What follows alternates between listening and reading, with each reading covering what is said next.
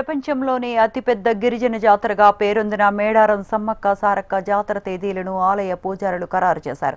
2026 జనవరి 28వ తేదీ నుంచి జాతర ప్రారంభమవుతుందని, జనవరి 31న అమ్మవార్ల వన ప్రవేశంతో ఈ జాతర ముగియనున్నట్లు ఆలయ పూజారుల సంఘం నిర్ణయించింది.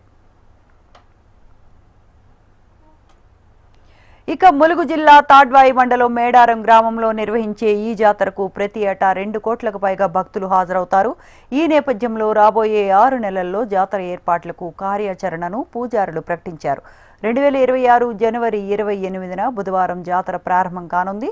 అదే రోజు గద్దెపైకి సారళమ్మ రానున్నారు. గురువారం సమ్మక్క గద్దెపైకి ఆసీనులవుతారు. జనవరి 30న భక్తుల దర్శనంతో పాటు ప్రత్యేక పూజలు నిర్వహిస్తారు. 31న అమ్మవార్ల వన ప్రవేశంతో జాతర ముగియనుంది.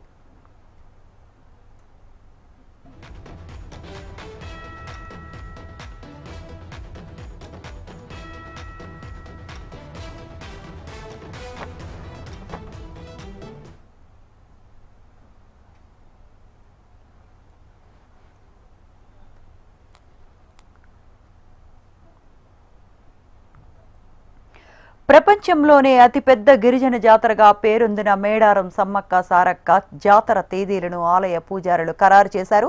2026 జనవరి 28వ తేదీ నుంచి జాతర ప్రారంభమవుతుందని, జనవరి 31న అమ్మవార్ల వన ప్రవేశంతో ఈ జాతర ముగియనున్నట్లు ఆలయ పూజారుల సంఘం నిర్ణయించింది.